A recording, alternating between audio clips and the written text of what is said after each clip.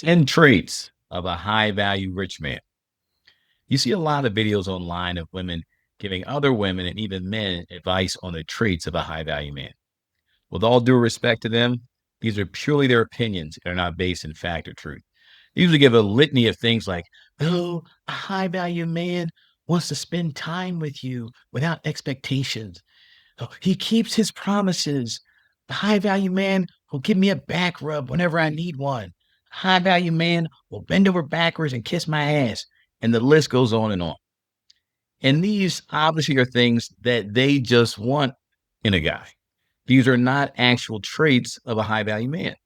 So in this video, I'm going to break it down for you, ladies. What are actual traits of high value men and high value rich men? This will help you determine if the guys you're meeting are high value men, and also to help you prepare to have a successful relationship when you meet him. So let's get into it.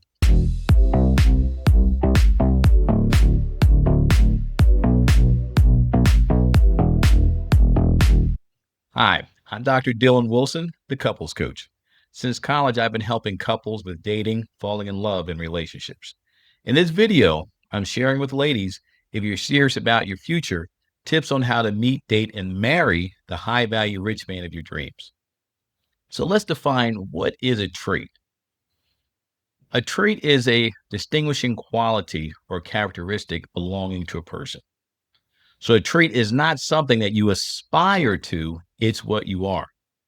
So if you were thinking about getting a turtle as a pet and you wish to know some of the traits of the turtle, if I were to say, oh, turtles aspire to be a wonderful turtle. He values the time that you and him spend together. He's a giving turtle. He's a turtle amongst turtles, right? That's ridiculous. Here are the actual traits of a turtle.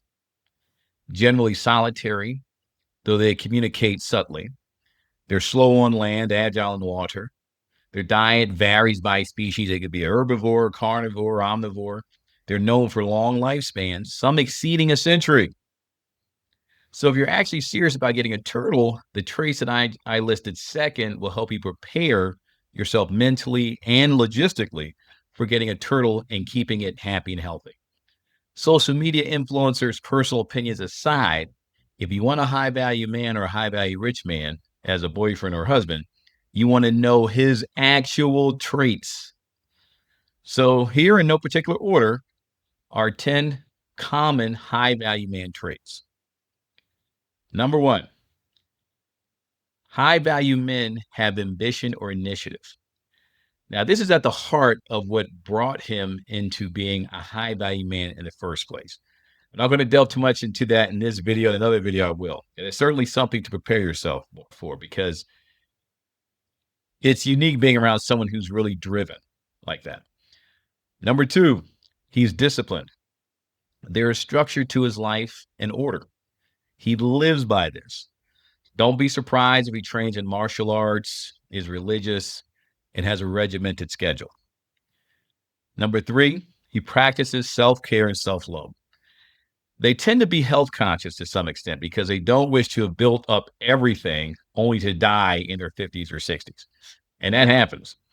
They want to live a long time. That includes having people around them who are responsible for their health.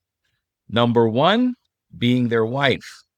Here's where your ability to plan out healthy meals for the family and cook them weigh in heavily. Also, that next will be their doctor. You also need life or success coaches, personal trainers, that kind of thing.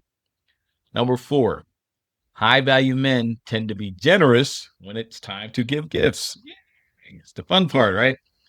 It doesn't have to be a birthday or holiday or anything.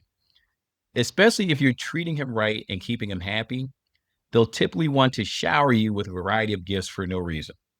These gifts will come in the form of jewelry, day trips, spa days, shopping sprees, gift certificates at some of your favorite stores, etc. And I'll share a personal story with this one. I had a girlfriend at the time when I was building up my first advertising company. I went on to actually sell that again. I was still building it up, and we were very much in love. Things were going great. I'd even moved from one state that I was living in to the state she lived in to be closer to her. And so I had to commute longer back and forth to where I worked at for my company. Yeah, I was fine. I was happy. We were a very cool couple. And I remember one day, I think I just signed up a new client or something.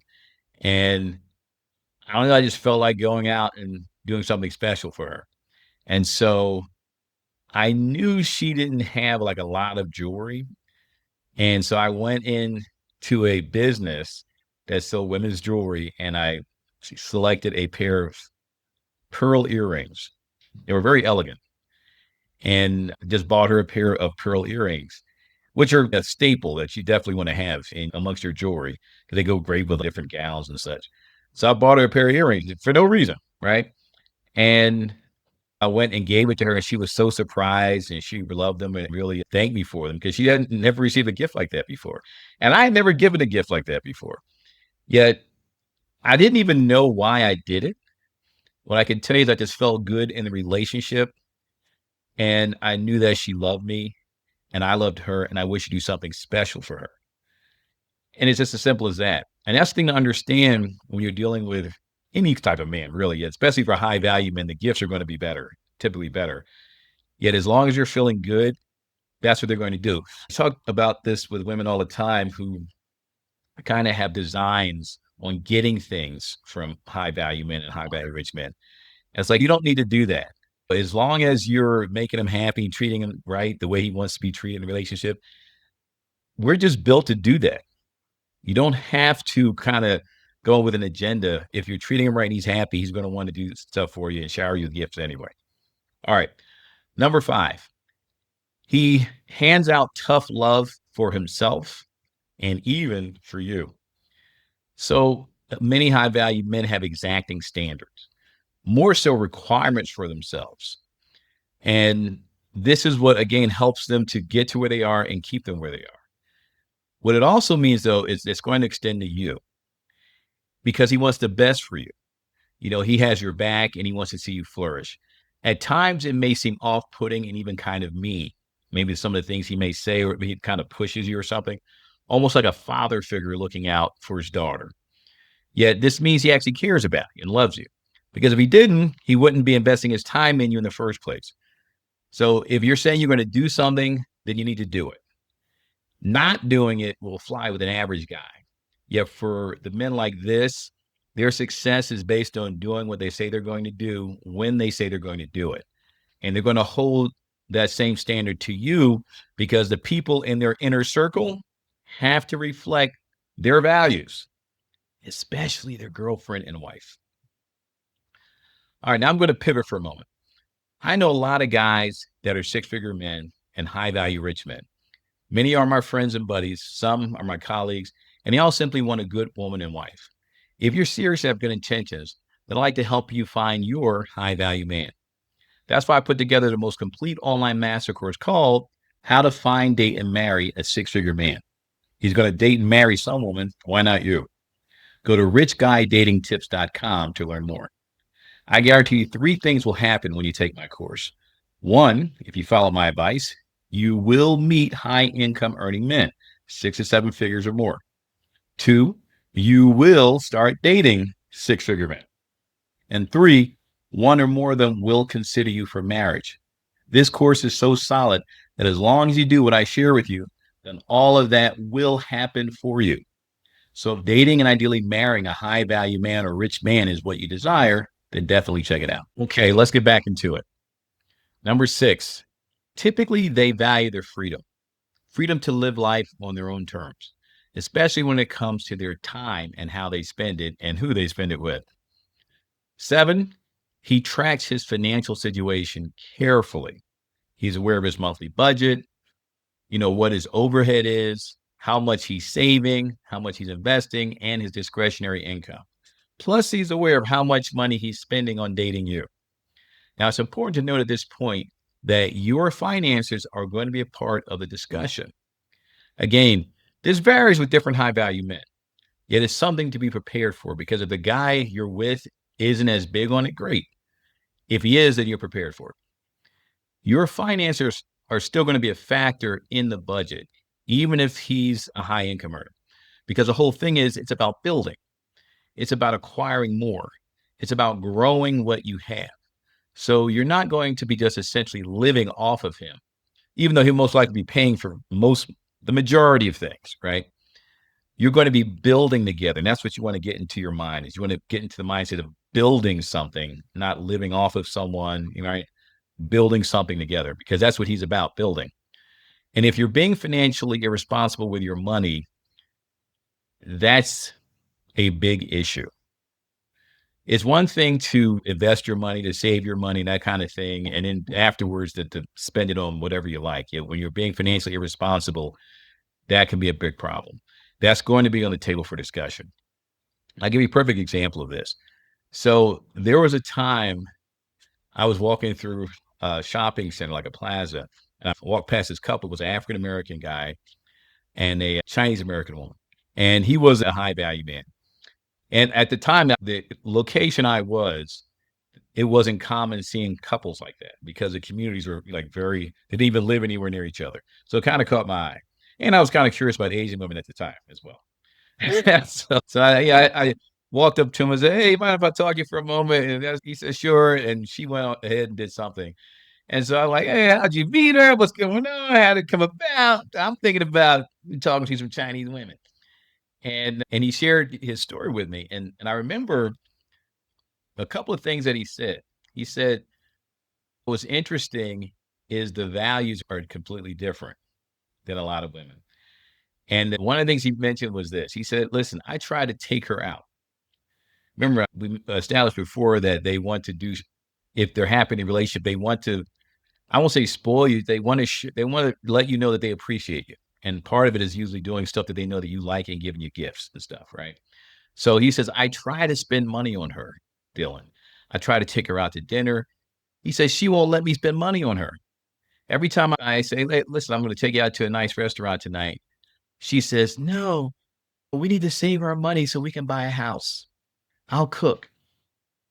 Every time she won't let me take her to a restaurant, she always insists that we save our money. And everything. She wouldn't let him spend a dime because she was laser focused on that. We need to save our money so that we can buy a house and we can do this, that, and the other. And I was floored when I heard this because I had never heard anything like this before, right? And I was like, "Seriously?" And he was like, "Yes." I was like, "Where can I get one?" Right? So to a man, especially a high value man who's in the midst of building, that's music to our ears because we know we're going to have a woman who is not simply on our team, yet is a partner. She's going to be not just a partner, someone we can count on. Like my baby's got that taken care of. I'll go out and earn the money. We have our investment advisors and stuff. Yeah, she's on it. My lady's on it. And that woman becomes a very valuable part of the team. So someone who understands it's about building and would actually stop him from spending money. Now you want to do even more for this woman. For us, this is how we think. It's like, you know what? We're going to get that house, baby. And when we get the house, we're going to get a hell of a house. Any house you want, we're going to get. That's what happens. So just remember that as you move forward, don't think of the money or any resources that he has as a way of you getting it and spending it on stuff. Just back his play, and you'll get more stuff than you could ever imagine. A little insider information. All right. Number 8, he wants you to have direction with your life. Now, whether you have a career, you want to start a business, or come and work in his business if he has one, or stay at home and raise a large family, he wishes to know what direction you have with your life.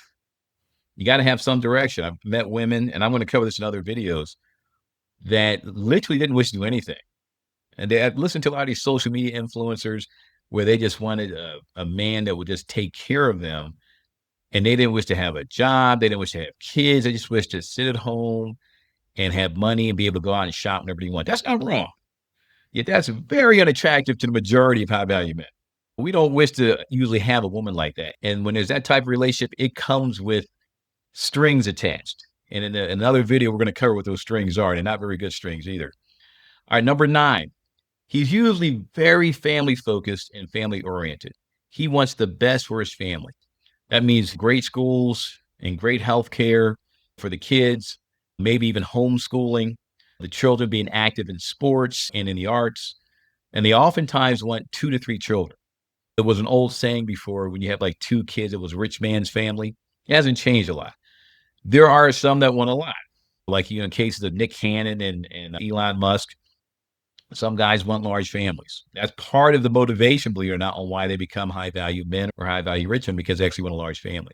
So a family is typically very important with a lot of these guys.